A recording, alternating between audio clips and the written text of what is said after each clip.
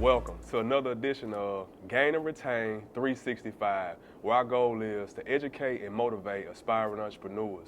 We're here at the Remix Shoe Store once again, second location in Arkansas, and we have a very special guest. We'll allow him to introduce himself. How y'all doing? I'm Casey. I'm from Little Rock, Arkansas, and like I said, this is our second location in Little Rock, Arkansas. That's what's up, Casey. How you doing, bro? I'm good. I can't complain. How you doing? Hey, man, I'm blessed, bro. Blessed. For sure. Hey, I appreciate you for taking time out to do this interview, man. No problem. No problem at all. That's what's up, man. That's what's up, man. So, how long has this location been open? So we've been open. We just passed a month at this location here in Little Rock. Okay.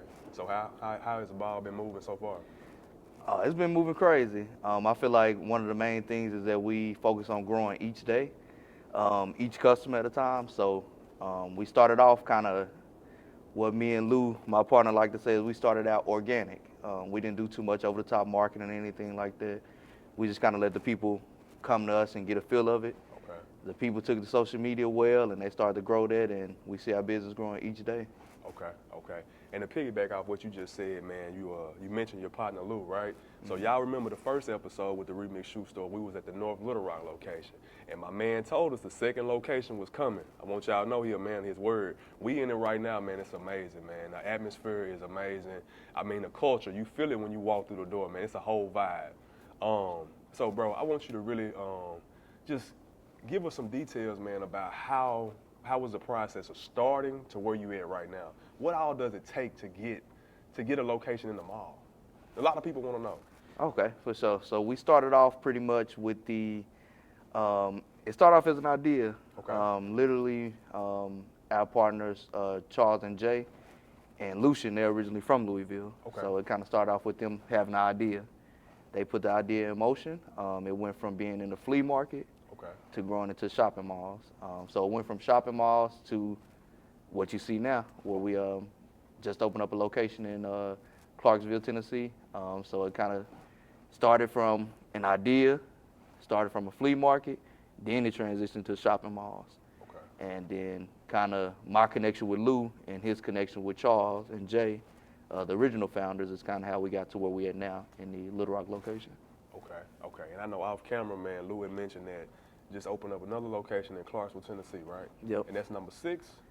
That's number 8. That's number 8. Number Okay. 8, Let me get it right. That's number 8, man. Put some respect on them guys. Yeah, because we had Memphis, Tennessee before that. Okay. Memphis, Tennessee, week before that. Clarksville was this week. Okay, so right now 3 states, Arkansas, Tennessee, and Kentucky? Is that correct? Arkansas, Tennessee, Kentucky.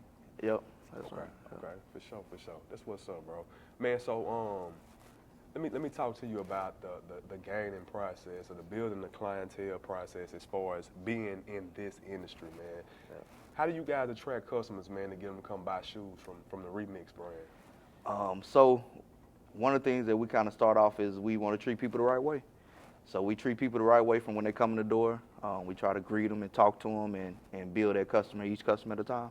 Because a lot of times with conversation, it could lead to somebody wanting to purchase a shoe from you. True. If they come in the store and you ain't giving them no conversation, then they don't feel welcome. True. So from our design of the store to the local pictures on the wall, we want people to feel welcome when they come in the store. So once they feel welcome, they'll talk to you about who's the greatest basketball player or whoever, whatever conversation they want to go with. And we just try to pride ourselves in giving them that conversation and making them feel welcome, because as you know, we got limited edition, hard to find shoes, and the price point may be higher than Champs or Foot Locker or one of those other retail spots. So we can't expect to get that higher price point without making you feel welcome as a customer. I like that. So definitely focus on cultivating relationships. For sure. Cultivating relationships and treating people the way you want them to be treated if you were walking into a store spending your money. That's the golden rule, though, man. No. Yeah. But as we all know, man, people, they spend their money with those that they know, like, and trust. If I don't like you, I ain't gonna spend my money with you. That's true. How you gonna get me to buy a pair of shoes worth $500-600 if I don't like you? You ain't speak to me when I walk through the door. Yeah. So that's one of the main keys. And just to kind of give the viewers a little bit more about myself. I started off working at Finish Line. Okay. I was the general manager at Finish Line for over 6 years. Okay. Over 6 years. So that was one of the things that Finish Line taught me was that customer experience. So it was kind of one of the things where I already had a background in customer service Right. and shoes. So it was just almost a natural fit when the idea of the remix store came, that I had already had the background in the sales, I already had the background in managing people and building those relationships. Because a lot of the relationships that people that come and shop with Remix, Right. same customers that that was shopping with me at Finish Line Right. maybe 5-6 years ago. Right. So it just come full circle, and we're in the same mall, Yeah. Park Plaza Mall, where I started off at Finish Line. So now we upstairs, third floor, Okay. Remix shoe store. You know what, man? You the perfect candidate for this location. You know what I mean? For sure. Yeah, that's dope, man. So this location right here is your location. Yeah, so it means a little bit more to me too, because like I said, the full circle from being from Little Rock Right. and starting off, I think working at Finish Line was like one of my first real jobs. Okay. And I started off as a stockroom person and worked my way up to, I was really like area manager before I left Finish Line. So Cool. I feel like it was just kind of a natural fit, and the Little Rock location just means a little bit more to me. That's what's up, bro. That's what's up, man. So how long have you had a passion for shoes? I would say I was born in the 90s, so coming up watching Jordan evolve Okay. in the way he grew the Jordan brand. Yeah. So I've been in it since probably 93, 95. When I was a kid, my Gotcha. mom used to keep me in Jordans and Pippins, and she used to always keep me in those, and that kind of stuck with me. When we got to middle school, my feet got a little bit bigger. The price point went up. True. I kind of had to fall back and go to 2 for $89 route Yeah. and stuff like that Yeah. to try to just make a better family decision for the family. I couldn't ask my mom for a $200 pair of shoes at that time. Right. Be a So little the- selfish. Yeah, it'd be selfish for the family structure. So once I got to college, that's when the passion kind of re-sparked, and I can afford to buy my own shoes, and that's when it kind of re-sparked and resurfaced. But that was cool because that's when they was doing the retro releases and re-releasing the older Jordans. So by the time I started to get money where I could afford them, I could go back and get those older Jordans and stuff like that. So Okay. shoes have always been a passion for me. That's what's up, man. That's what's up. So with the with this industry, man, with the shoe game, right? You see a lot of the competitors out there, like with StockX, what's another one, the GOAT. Mm-hmm. Like how competitive is this industry? Would you say? I feel like it's a real competitive industry, but for us, we don't really look at the competition. We just kind of focus on what we can control. So I can't control the other competitions or what they had to offer. Only thing we can control is what we have at Remix Shoe to offer, that customer experience that we provide. So we don't really look at the competition. We kind of look at it more of we're in competition with ourselves every day. I like that, bro. And that's dope. That's dope. I like that, man. So being in this industry, man, having to keep up with the latest and the greatest, right? Yeah. Like how challenging is that to keep up with what's new, what's hot, what just came out? It's not too big of a challenge because I've been doing it. I've been Right. trying to keep up with the latest fashions or keeping an ear to what's going on in the sneaker market and in different stores. So for me, it was almost natural. It's not a task or a challenge to say, okay, these are dropping here, this is coming out here, and kind of filling out what people like and what I think will do good. So I don't think it's too big of a challenge, but I think the main thing is about your passion for it. If you got a passion for something, you want to put your hustle behind that, then if it's a passion, it ain't gonna be too hard to do. True. That's true. So as far as others in this industry, Yeah. who are some of the ones that you look to as far as like as a mentor that's in the shoe game? Some of the people I look up to is a lot of people on like YouTube, for as like 2J's Kicks. I think he has one of the biggest stores in kind of our industry in the resale market. I think he's on the Vegas Strip. Okay. That's kind of somebody I always look up to because I think he has a blueprint that's working for him. And then Vegas is one of the most high tourist areas in the world. So I think that's kind of what somebody I look up to or kind of keep an ear out to in regards to the sneaker space. That's dope. Man, so now I know, like me and Lou talked about last time with the Remix shoe brand, right? You guys, you buy and sell sneaks, right? Yep, we buy, sell, trade. Buy, sell, and trade. Yeah, buy, sell, trade, and we do full cleanings, restoration, sole, ice, and re-glue. So we try to hit you with the whole spectrum on the different points that we offer. Okay, definitely well-rounded, man. I didn't know all of those services were offered here with you guys. Oh, for sure. Yeah, and we've been, that's one of the things we like to push a little bit more, because most places you've seen a buy, sell, trade spot, but you don't see a cleaning and restoration all wrapped into one. So that's what we try to provide here. I like that, man. And another thing that I want to spotlight, and I want the viewers to really pay attention to, that here at the Remix Shoe Store, man, they help out with local brands, right? So you come in here, you see a lot of the local entrepreneurs, their merchandise in this store, man. I think that's dope. You don't see that everywhere. Yeah, Sure. Yeah, I think we mostly, I'll say about 80% of our clothing brand right now is locally owned. So I think it gives us a local feel, but Yes. then it also gives a spotlight to entrepreneurs and things like that. So if you got clothing brands out there that you want us to look at, feel free to reach out to us social media or come to the shop. That's dope. That's dope. Man, I want to touch base on, just briefly, on some of the big dogs that's really in the industry, right? Like StockX. And Yep. we're dealing with these shoes, right? These high-end sneakers and them being authentic. Like, how do you guarantee that all of your sneaks are authentic? Because I know it was a rumor going around that StockX had some fake merchandise, right? So For sure. how do you guys make sure that you're putting out 100% legit material? For sure, that's a great question. So, kind of walk you through our process. So, when we buy, sell, and trade, if somebody brings a shoe and they want to sell to us, the first thing we do is we go through inspecting to make sure it's authentic. Okay. That's where a lot of my years of experience comes into place. Like I said, I've been in it for over 10 years, realistically, in the shoe space. So, most of the time, I can spot a fake pretty good. If we can't do that, then we have different apps that we use. We have 2 different apps that we go through, where we take pictures of the inside of the shoe, outside of the shoe, the box, the tag, and each one of those apps, it has 2 people that are experts as well that looks at the shoe. So you get me doing an initial eye test, going through it, then you get 4 sets of expert eyes through apps that are looking into the shoes and make sure it's authentic, make sure the stitching matches up, the coloring, all that matches up. So with that, you have basically 5 people, and then if I have an associate here, they may look at it. So it goes through almost like a 6-point check before we do it, Okay. and then that's the process of us buying it. Okay. So before we put it into our system and sell it to our customers, it goes to one final check before we set a price point and put it back out to our customers.